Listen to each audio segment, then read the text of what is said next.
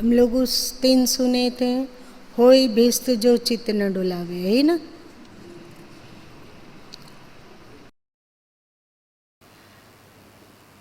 बिनु गुरु ज्ञान धुंधि भई, खशम कही मिली बात, जुग जुग सोई कहवाइया काहू न मानी बात। यहाँ तक हम लोग सुन चुके थे।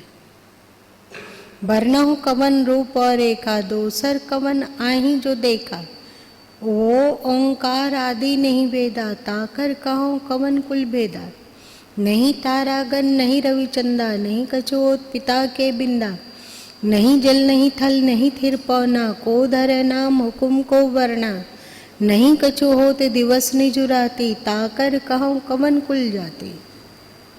यहाँ पर परम तत्व को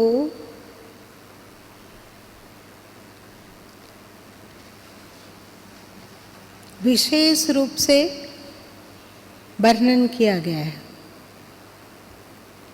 वर्णहु कवन रूप और रेखा, दोसर कवन आही जो देखा। तुम उस अस्तित्व, उस परमात्मा का वर्णन क्या करते हो? बताओ तो उसका कौन सा वर्ण है? वर्ण मतलब क्या? वर्ण, वर्ण, वर्ण अलग चीज और वर्ण अलग चीज है। वर्ण मतलब रंग, गोरा वर्ण है उसका, काला वर्ण है, वो सब चुनना ही सब अलग है। यहाँ पे वर्ण का मतलब हो रहा है कि तुम उसका क्या वर्णन करते हो, कि वो कृष्ण की तरह सांवला है, कि शंकर जी की तरह कपूर गौरम करुणावतारम गौरम है। गौरम मतलब वो गोरा है कि काला है, कि इस रंग का है कि उस रंग का है, इसकी चर्चा क्या करते हो? ऐसा रूप है, वैसा रूप है, वो उनके हम लोग कहते हैं ना कि शिव जी के कंठ नीला है, तो हम लोग उसका सोचते कि वे इस रूप वाले हैं। शिव जी अपने हाथ में त्रिशूल रखते हैं, डमरू रखते हैं, उनके गले में सर्प है, ये सब रूप का वर्णन हम लोग करते हैं ना। वे मुकुट धारण नहीं किए हुए हैं, प्रत्युत सिर पे जटा है, जटा में चांद है, और उन जटाओं में गंगा भी बहती है। विष्णु रूप में वर्णन करते हैं कि उनके 4 भुजाएं हैं, शंख चक्र गदा पद्म इत्यादि उनके आभूषण हैं। वे इस तरह हैं। हम लोग अलग अलग रूप की चर्चा करते हैं। कभी कहते हैं कि शंकर जी का ध्यान करना हो तो ऐसे करो कि शिव और पार्वती जी एक साथ बैठी हुई हैं, उन्हीं के शिव जी के गोद में गणेश जी बैठे हैं, बगल में कार्तिकेय जी खड़े हैं, इत्यादि इत्यादि वर्णन होता है। अथवा लक्ष्मी जी विष्णु का चरण सेवा कर रही हैं, इस तरह होता है। कृष्ण जी हैं तो कभी वे किसी पेड़ के नीचे त्रिभंगी चाल में बांसुरी वादन कर रहे हैं, अथवा गायों के पीछे हैं, अथवा राधा जी के साथ है, अथवा और कुछ कुछ। ये किस रूप की कल्पना करते हो तुम? उस ईश्वर का न रूप है न रंग है। यहाँ पे कहा जा रहा है कि वर्णहु कवन रूप और एका। वर्णहु कवन रूप और एका, कौन सा वर्ण? गोरा काला रूप, कौन सा रूप? कैसी रेखा, कि वे मोटे हैं कि दुबले हैं कि और क्या है? किस चीज़ की चर्चा करते हो तुम लोग? देखते हो जितने भी महात्मा बुद्ध की तस्वीर है, अथवा श्री राम की तस्वीर है, अथवा कृष्ण की तस्वीर है, वे लोग पर्याप्त वर्ष तक धरती पर रहे। जैसे महात्मा बुद्ध 80 वर्ष की अवस्था में शरीर का त्याग किया, तो 80 वर्ष मतलब वृद्धावस्था, वृद्धावस्था मतलब सफ़ेद बाल, और झुर्रियों से भरा हुआ शरीर। तो आप लोग महात्मा बुद्ध का ऐसा कोई भी मूर्ति देखें? तो क्या श्री राम का देखें? वे भी लंबी आयु तक धरती पर रहे, तो क्या उनका वृद्धावस्था का कहीं भी है तस्वीर? चाहे कृष्ण का ही है, तो कृष्ण का क्या कहीं भी वृद्धावस्था का तस्वीर है? वे भी श्री कृष्ण भी लगभग 80-82 साल की आयु में शरीर का त्याग किए थे। तो वे भी वृद्ध हो गए थे, पर उनका कहीं भी वृद्धावस्था का तस्वीर नहीं है। क्यों? क्योंकि हम लोगों को वृद्धावस्था बिल्कुल नहीं सुहाता है। ये कमजोर शरीर और बदरंग रूप रंग, क्या आप देखो 20 साल 22 साल 25 साल की तस्वीर और आज की तस्वीर देखो तो बड़ा रोना आएगा। उस समय तो लोग रूप रंग का प्रशंसा करते नहीं थकते थे, और आज है कि इतना बदसूरत शरीर हो गया कि कोई दूसरा अगर देख ले तो डर जाएगा। छोटा बच्चा डर जाए बूढ़ों को देखकर। और यदि कमर वगैरह झुक जाए, लाठी लेके चलना हो, तो पक्का बच्चा क्या कुत्ता भी देखकर डरता है, भले ही वो डंडा के कारण डरता हो, पर वो भी डर जाता है। तो कौन सी रेखा का वर्णन करते हो? उस अस्तित्व में, उस ईश्वर में न रंग है, न रूप है और न ही रेखा है। और दोषर को मना ही जो देखा, क्या उसको कोई देख सकता है? बताओ, इस पर कई बार चर्चा चली है। कैसे? कोई अगर देखेगा तो जो दिख रहा है और जो देखने वाला वो अलग हो गया, मतलब दो। जो दिख रहा है वो छोटा हो जाएगा, और जो देख रहा है वो साक्षी हो जाएगा। जो दिख रहा है वो प्रकृति हो जाएगा, जो देख रहा है वही परमात्मा होगा। तो कौन उसको देख सकता है? बताओ। ईश्वर देखे जाने की चीज नहीं है, ना वह जाने जाने की चीज है, और नहीं और कुछ। वो तो छपाका लगाने वाला, जो तुलसीदास जी कहते हैं, तुम जानत तुम ही हो जाई। इसका अर्थ है कि वही जानता है जो तुम ही हो जाता है, मतलब अपने आप को ही अपना देखता है। इसको सद्गुरु कबीर साहब एक पद में कहते हैं, देख रूह की नैना। आत्मा की आंखों से देखो। किसको? अपने ही आप को। पर देखा जाना शक्य नहीं है, बिल्कुल नहीं। हम लोग नहीं बता सकते हैं कि वो परमात्मा कैसा है, किस तरह दिख रहा है, किस तरह चलता है, किस तरह बोलता है, कैसा उपस्थित है। अभी सोचो कि सृष्टि के कण कण में ईश्वर की उपस्थिति है, चाहे वो गति के रूप में हो, चाहे ओंकार नाद के रूप में हो, चाहे ऊर्जा के रूप में हो, चाहे वो आकर्षण के रूप में हो, चाहे रित के रूप में। तो आप देख सकते हो, इसे अनुमान लगाया जा सकता है, पर देखा नहीं जा सकता है। परमात्मा कैसा है, क्या है? परमात्मा, जो परमात्मा को देखता है, अपने आप ही परमात्मा अपने आप को देखते हैं। तो जो देखता है उसके पास वाणी नहीं है,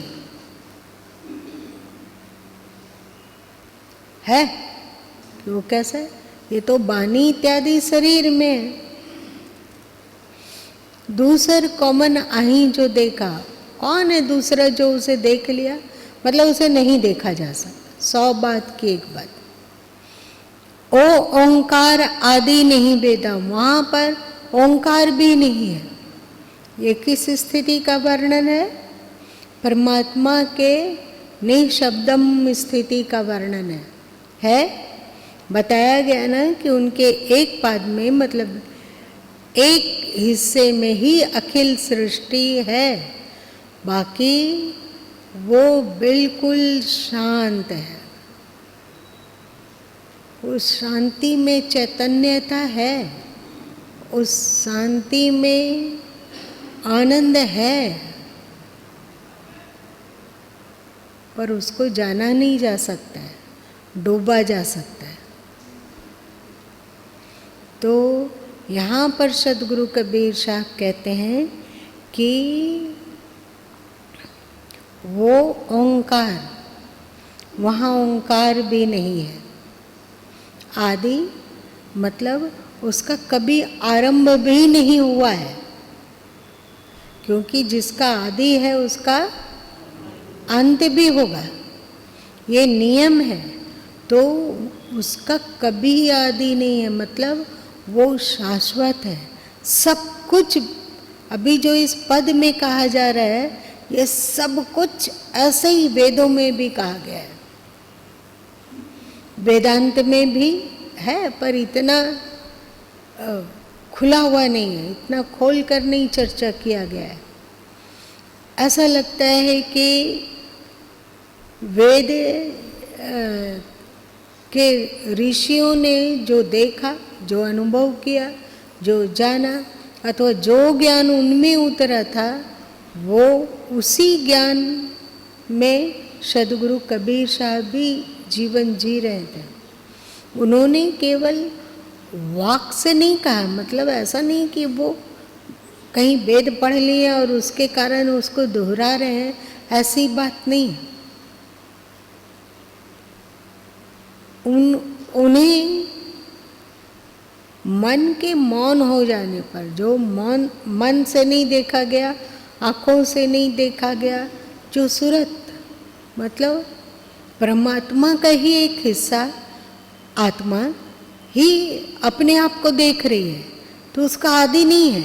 आदि नहीं है इसलिए अंत भी नहीं है, जन्म नहीं है इसलिए मृत्यु भी नहीं है, है ना। नहीं वेदा, वहाँ पर वेद की भी गति नहीं है, वहाँ पर कबीर की भी गति नहीं है, वहाँ ऋषियों की भी गति नहीं है, वहाँ बुद्ध महावीर और गुरुजनों की गति नहीं है, वहाँ वेद नहीं है। वो वाणी का विषय नहीं है कि उसे बताया जा सके, ठीक है।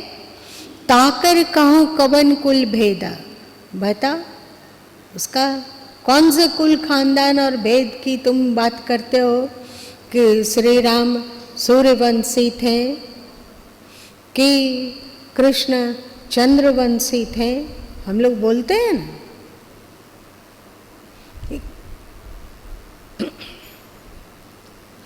किस कुल की बात करते हो, किस खानदान की बात करते हो, किस जाति की बात करते हो। राम क्षत्रिय थे,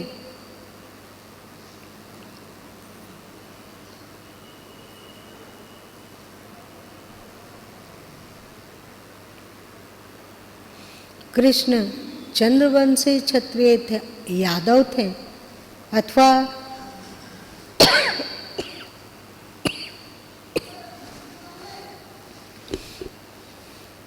वहाँ पर नहीं तारागण, नहीं रविचंदा, नहीं कछु होते पिता के बिंदा। परत पर तत्व जहाँ है अथवा जो है वो, उसमें न तारा है, न चांद है, न सूर्य है। वो स्वयं प्रकाश से परिपूरित है। उसी परम तत्व परमात्मा के ही प्रकाश को पाकर जितने तारे और सूर्य हैं वो चमक रहे हैं। अग्नि में उसी का किंचित प्रकाश है। ग्रह, नक्षत्र, सूर्य, महासूर्य इत्यादि में जो भी चमक है वो ईश्वर का ही एक छोटा अंश है। वहाँ ये सब नहीं है। ना तत्र सूर्यो भाति ना चंद्र तारकम, उपनिषद में है ना। कि वहाँ पर सूर्य नहीं है, चंद्र है, न तारा है, तो किस अग्नि की बात करते हो? अग्नि वहाँ ये सब कुछ नहीं। ये क्या है? प्राकृतिक ऑर्गन है कि नहीं? और वो प्रकृति से परे है, तो स्वाभाविक ये नहीं है। वहाँ नहीं कछुओत पिता के बिंदा, वो माता पिता के रसबीरे से उत्पन्न नहीं है। वहाँ किसी माता पिता के कारण वो है ऐसी बात नहीं, मतलब उनके कोई माता पिता नहीं।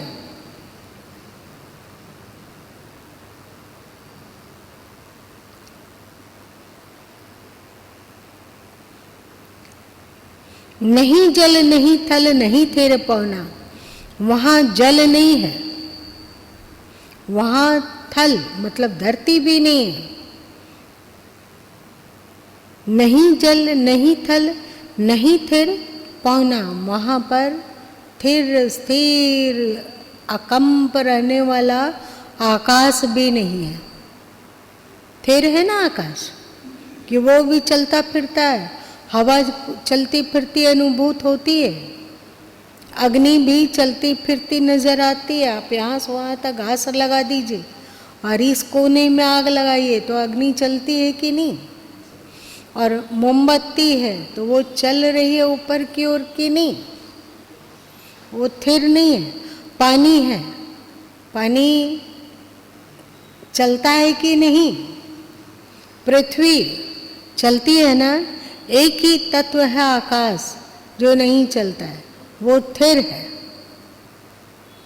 स्थिर है। तो नहीं थिर है, वहाँ आकाश भी नहीं और पवन हवा भी नहीं।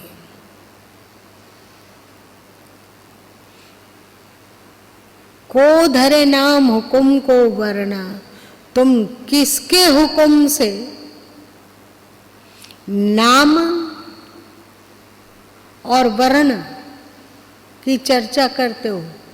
कौन हुक्म दिया तुम्हें इस तरह का प्रलाप करने के लिए कि वो परमात्मा ऐसा है, वो परमात्मा ऐसा है? कौन तुमको आदेश दिया?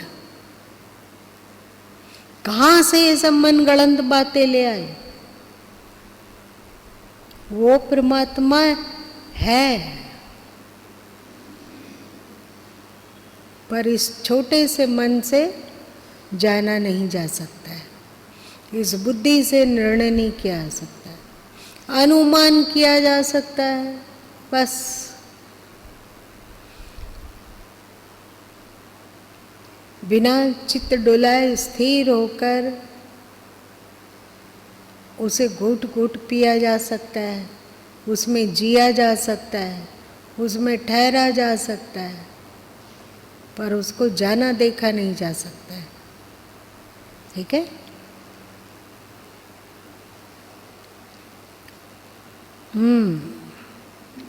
शून्य सहज मन सुमिरते, प्रकट भई एक जोत, ताही पुरुष की हों बलिहारी, निरालंब जो।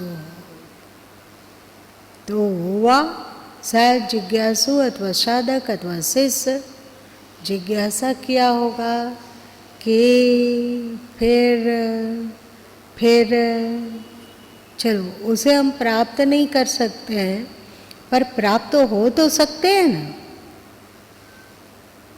दो बातें हैं, उसे हम प्राप्त नहीं कर सकते हैं पर प्राप्त हो तो सकते हैं। तो आप बता दीजिए। ठीक है, हम नहीं जान सकते हैं लेकिन उसमें डूब तो सकते हैं ना। बता दीजिए, वही प्रक्रिया बताइए। तो कहते हैं सहज शून्य मन सुमिरते, उसी ओर इशारा है ना। सहज मन सुमिरते, सुमिरन मतलब होश, शून्यता में होश। प्रगट भई एक ज्योत, कैसे ज्योति कैसी?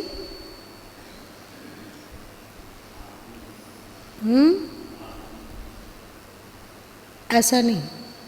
शास्त्रों में, उपनिषदों में कहा गया कि वो जीव कैसा है, तो बताया गया कि अंगुष्ठ मात्र का प्रकाश पुंज है। नहीं, ऐसा नहीं। तो कैसी ज्योति, कौन सी ज्योति? जारू सूर्य वाला। होश की ज्योति, होश की ज्योति। मतलब एक दिन तुम लोगों को बताए थे कि दो तरह का होता है, एक जड़ समाधि और एक चैतन्य समाधि। जड़ समाधि में व्यक्ति पत्थर की तरह हो जाता है, वो सो रहा है, एक तरह से कहो कि घनघोर कोमा, ये हुआ जड़ समाधि। कुछ एहसास नहीं है, कुछ होश नहीं है, कहाँ है, क्या है, किस स्थिति में। कोमा वाले लोग को क्या रहता है ये जानकारी, चाहे बेहोश जो रहते हैं, बेहोश हो जाते हैं जो, और जब उन्हें होश आता है तो वो इधर उधर करके चक्कर मक्कर करके देखता है और फिर पूछता है कि हम कहाँ हैं। ऐसा नहीं। ज्योति मतलब होश, सघन होश। इसी को सदगुरु कबीर साहब कहते बोले, मेरी सुरती, बोलो,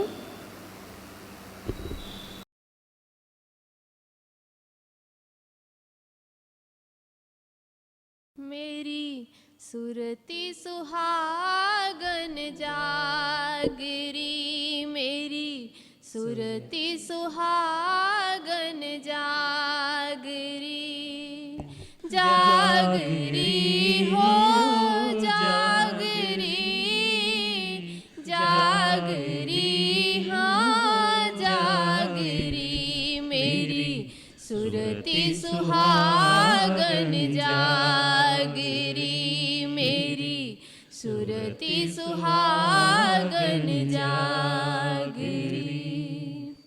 क्या तू सोवे मोह नींद में, क्या तू सोवे, क्या तू सोवे मोह नींद में, उठ के भजन बिच लागरी, उठ के भजन बिच लागरी, जागरी हाँ जागरी, मेरी सुरती सुहागन जागरी, मेरी सुरती सुहागन जागरी। अनहद सबद सुनो चित देके, सुनो चित देके, अनहद सबद सुनो चित देके, उठत मधुर धुन रागरी, उठत मधुर धुन रागरी, जागरी हाँ जागरी, मेरी सुरती सुहागन जागरी, मेरी सुरती सुहागन जागरी। चरण शीश धरी विनती करियो, चरण शीश धरी विनती करियो, पाएगी अटल सुहागरी, पाएगी अटल सुहागरी, जागरी हाँ जागरी, मेरी सुरती सुहागन जागरी, मेरी सुरती सुहागन जागरी। कहत कबीरा सुनो भाई साधो, सुनो भाई साधो, कहत कबीरा भाई साधो, जगत प्रीत दे भागरी, जगत प्रीत दे भागरी, जागरी हाँ जागरी मेरी सुरती सुहागन, जागरी मेरी सुरती सुहागन, जागरी मेरी सुरती सुहागन, जागरी। जागरी मतलब होश। होश ऐसा होता है कि जब आप लोग ध्यान में बैठते हैं तो एक तो सुरती सोई रहती है, मतलब मूर्छित। मन कहाँ जा रहा है, क्या कर रहा है, क्या हो रहा है, कौन सा संकल्प विकल्प उड़ रहा है, इसका होश नहीं होता है। होता है ना, बहुत देर देर के बाद पता चलता है कि मन गया है ही नहीं। यहाँ मन, ध्यान में बैठा हुआ तो शरीर है पर ध्यान नहीं हो रहा है। और जागृत होना मतलब होश, चौकन्ना, बिना मन का वो है ना। सुरती मतलब क्या, बिना मन का, बिना मन का वो है पर जाननहार है। कोई संकल्प विकल्प नहीं है कि अरे ये तो मन भाग गया, उधर चला गया, ये हो गया, वो हो गया। ये जैसे ही उसकी व्याख्या किए, जैसे ही आप संकल्प विकल्प किए, वैसे ही सब मन का काम हो गया, हुआ ना। तो सहज शून्य, मन से पार होकर। मन से पार होना मतलब क्या हुआ, संकल्प विकल्प पीछे छूट जाए और आप आगे बढ़ जाए। ऐसा होने पर एक सघन होश प्रकट होता है, सघन होश, जो जाननहार भी है पर वहाँ बुद्धि नहीं है, देखनहार है पर वहाँ आँख नहीं है, सुनता तो है पर वहाँ कान नहीं है। एक स्थिति है या नहीं है,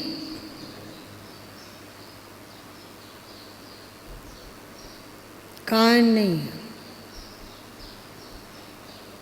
फिर भी सुन रहा है, जीभ नहीं है फिर भी ध्वनि है, कोई आघात नहीं है। आघात से ना ध्वनि होती है। अभी इस किताब से में कोई ध्वनि नहीं सुनाई पड़ रही है, सुनाई पड़ी, ये आघात। हम ही लोग बोलते हैं तो आघात प्रतिघात से ध्वनि उत्पन्न हो रही है। जीभ है, अंदर उलटते पुलटते रहती है। देखो बोलते हैं तो जीभ उलटती पुलटती है, कभी तालू का स्पर्श करती है, कभी दांत का, कभी वहाँ ये सब कुछ नहीं है, फिर भी ध्वनि है। ये परम होश, परम होश, यही ज्योति का प्रकट होना है। ताही पुरुष की हों बलिहारी, मैं उसे शिष्य को, साधक को धन्यवाद देता हूँ जो निरालंब, जो निरालंब हो जाए। 24 घंटे में क्या हम लोग पल दो पल के लिए भी निरालंब हो पाते हैं?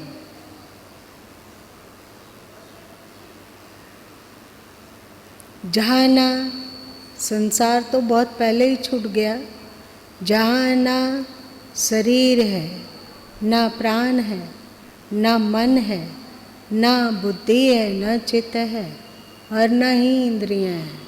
इन सब का जो भी आधार था वो पीछे छूट गया। सदगुरु कबीर साहब उसे धन्यवाद देते हैं। क्यों? क्योंकि वो आप्त पुरुष है, वो ज्ञानी है, वो नमनीय है, नमस्कार करने योग्य है। उसने जीवन को सफल बना लिया। वे उस अस्तित्व को प्राप्त होते ही रहते हैं।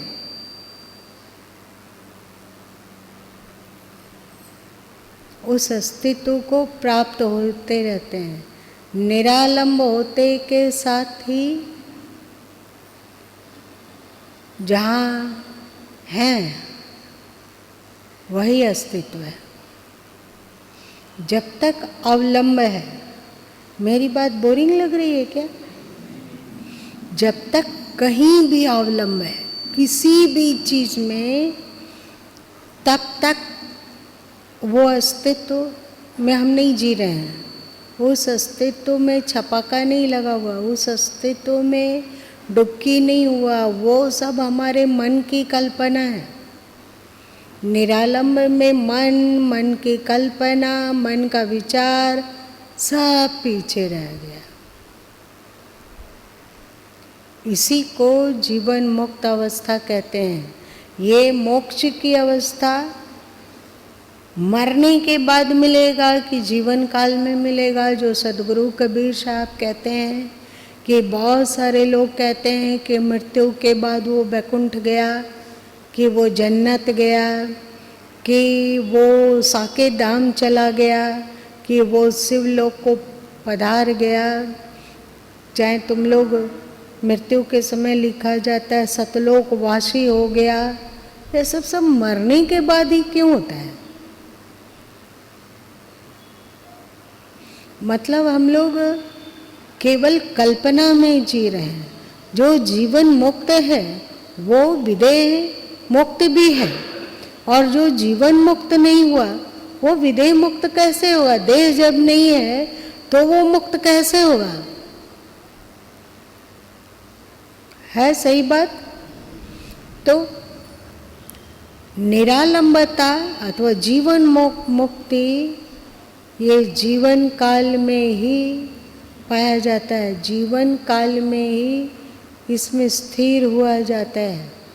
कई बार कहा गया कि यदि हम लोग सुबह शाम दोपहर पल दो पल के लिए भी निरालंब में प्रवेश कर पाते हो तो पक्का है कि स्नेह स्नेह हम लोगों का कर्म यज्ञार्थ होगा, होश सघन होगा और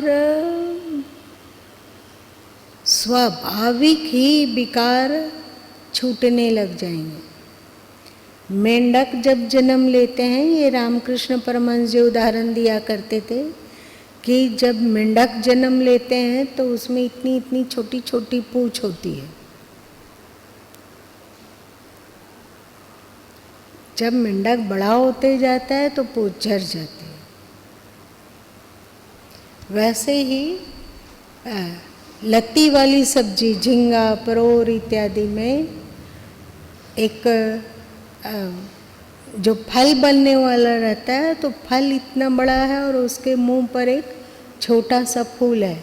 ये जब सब्जी अथवा फल बड़ा होता है तो फूल अपने आप झड़ते जाता है, लुप्त होते जाता है। तो वैसे ही जैसे जैसे हम लोग विराटता को अनुभव उपलब्ध होते जाएंगे, मतलब मन के परे विचारों के परे होते जाएंगे और इसमें पल दो पल के लिए भी स्थिर होने की कला सीख लेंगे, निरालंबता को प्राप्त होंगे तो हम लोगों के विकार झड़ते जाएंगे।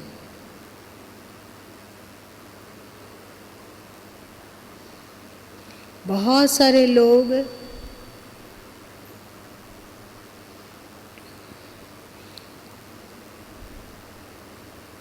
दावा करते हैं कि वो ईश्वर का साक्षात कर लिए, वे सत्य का साक्षात्कार किए, पर उसमें असुरी वृत्तियां भी देखी जाती है, दैविक वृत्तियों का अभाव देखा जाता है, तो ये लोग चोर हैं।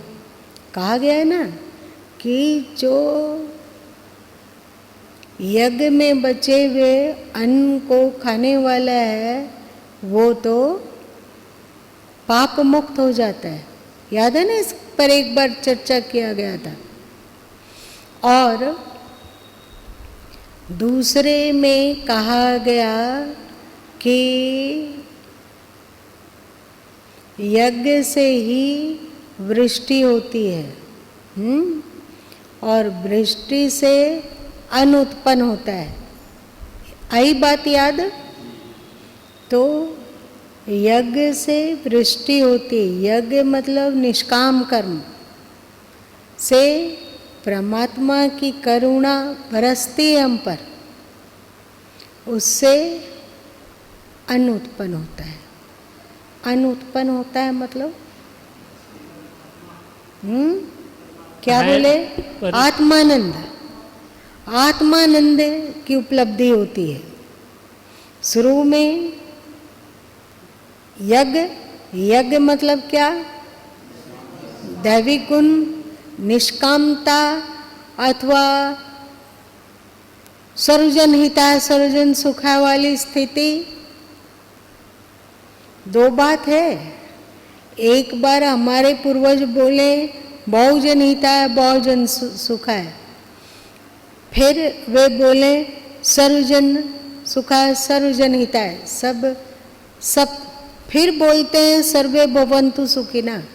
जब सर्वे भवन्तु सुखिना को पकड़ पाए तो वो जो था बहुजन हिताय बहुजन सुखाय अथवा सर्वजन हिताय सर्वजन सुखाय, वो सब छूट गया उनका। क्यों छूट गया? पहले सर्वजन हिताय का तात्पर्य होता है सभी मनुष्यों के हित में। जन लगा हुआ है ना, जन लगा हुआ है, सर्वजन अथवा बहुजन। तो अभी तक वे बोल रहे थे सभी मनुष्य सुखी हो, फिर बोले अरे ये तो बेवकूफ बन रहे हैं, केवल मनुष्य के लिए। ना, ये तो गलत बात है। तो फिर उनको बोध हुआ, तो वे चिल्लाए उद्घोष के सर्वे भवन्तु सुखिना, सभी सुखी हो। समझ रहे हो कितना विराट हो गए वे? हुए कि नहीं? सब जो कुछ भी है और जो कुछ भी नहीं है, जितने प्राणी हैं अथवा प्रकृति है अथवा पत्थर है, नदी है, नाला है, जो कुछ भी है सब सुखी हो। बादल है, आकाश है, अग्नि है, जल है, पृथ्वी है, जो हो, वायु हो, सब सुखी हो। इतना विराट हो जाएंगे तो पूछ झड़ेगी कि नहीं? तुम ही लोग बताओ। मेंढक थोड़ा बड़ा होता है तो उसकी पूछ झड़ जाती है। सब्जी अथवा फल, लती वाली सब्जी और फल जब थोड़ा बड़ा होता है तो उसकी पुच्छी लुप्त हो जाती है, मतलब फूल लुप्त हो जाता है। तो फिर जब इतनी विराटता को पाई जाएगी तो विकारों का पूछ रहेगा हम लोगों में लगा हुआ? सोच लो, सब झड़ जाएगा। तो जिसके विकारों के पूछ है ही, और वो कहता हो कि हम ईश्वर का साक्षात करते हैं, हमको ज्ञान उपलब्ध हो गया है, हम परम अस्तित्व को उपलब्ध हो गए, वो झूठ बोलता है। हो सकता है कि सब्जी तो बड़ी हो गई, मतलब झींगा, परोर, खीरा, ककड़ी ये बड़ी हो गई, पर फूल ज्यों की त्यों जैसे था वैसे ही है। हो सकता है क्या? ऐसा नहीं हो सकता है। तो जैसे जैसे निरालंबता थोड़े थोड़े, एक पल, दो पल, 5 पल, 10 पल को भी थोड़ी थोड़ी देर में यदि आप साध पाएं तो आप में इतनी विराटता आएगी कि आपके फूल रह ही नहीं सकते हैं, विकार रह ही नहीं सकता है।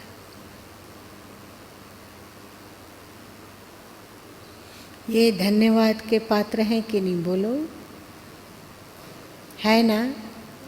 बलिहारीता पुरुष की। धन्यवाद धन्यवाद धन्यवाद, उसे लाख लाख धन्यवाद, जो निरालंब स्थिति में थोड़ी थोड़ी देर के लिए भी ठहर पाता हो। निरालंब स्थिति में थोड़ी देर के लिए ठहरना मतलब परमात्मा सागर में गोता लगा लगा कर वो शरीर में फिर आता है और फिर जो संसार के प्रति कर्तव्य है करता है, पर अंदर जो उसकी स्थिति है अकथ है, अनर्वचनीय है। न दूसरे उसे देखकर जान सकते हैं न समझ सकते हैं, और यदि वे किसी को चर्चा भी करे तो लोगों को लगेगा कि ये तो गया काम से, पागल जैसा कुछ बोलता है। इसीलिए सदगुरु कबीर साहब कहें कि जानो तो बोलो नहीं, अपने ही भीतर उसे छुपा कर रखो। ठीक है, ये जीवन मुक्त है, और जो जीवन मुक्त है वही कल विदेह मुक्त भी होंगे। चाहे उसे कहो कि उनका वैकुंठवास हो गया, चाहे कहीं हो गया, यही अध्यात्म की यात्रा है, यही असली तीर्थ यात्रा है। ठीक है, अवलंब से निरालंब की ओर बढ़ना ही परम तीर्थ है। इसके समान तीर्थ न पहले था, न आज है, न आने वाले कभी भी होगा, नहीं हो सकता है। अवलंब से निरालंब की ओर। आज इतने वहाँ स्थूल की चर्चा हो जाती है, लेकिन अगर सूक्ष्म में भी तो अवलंब है, जिस पर एक दिन गुरु माँ बताया कि विचार का भी अगर हम सहारा लेते हैं तो अवलंब ही माना जाएगा। इस तरह का और भी कुछ सूक्ष्म विचार हो, और भी कुछ सूक्ष्म होंगे कुछ जिसका अवलंब मन और बुद्धि को ले आए तो उसी के अंदर तो सारा कुछ है। क्या लगता है? हम लोग का ये स्थूल ऑर्गन, सूक्ष्म ऑर्गन है हमारा मन, बुद्धि, चित्त और अहंकार। ये जब पीछे छूट गया तो कोई भी अवलंब ही नहीं है वहाँ। ना वहाँ सत्य है ना असत्य है, ना वहाँ शुभ है ना शुभ है, ना वहाँ ध्यान है ना भोग है, ना वहाँ योग है, ना वहाँ भक्ति है ना ज्ञान है क्या? कुछ है क्या? ना वहाँ कर्म है ना पूजा है, ना वहाँ नमाज है, कुछ है? पर ये नास्तिकता नहीं है, डरो मत। पर ऐसा भी कह सकते हो ना वहाँ नास्तिकता है ना आस्तिकता है क्या? ना धर्म है ना अधर्म है, कुछ भी नहीं है। जब उसमें मतलब इस ब्रह्म सरोवर में डुबकी लगा के निकलेंगे तो फिर जो आचार विचार होगा वो स्वाभाविक ही शास्त्र सम्मत हो जाएगा। होगा या नहीं होगा? चल आज इतने ही रहने।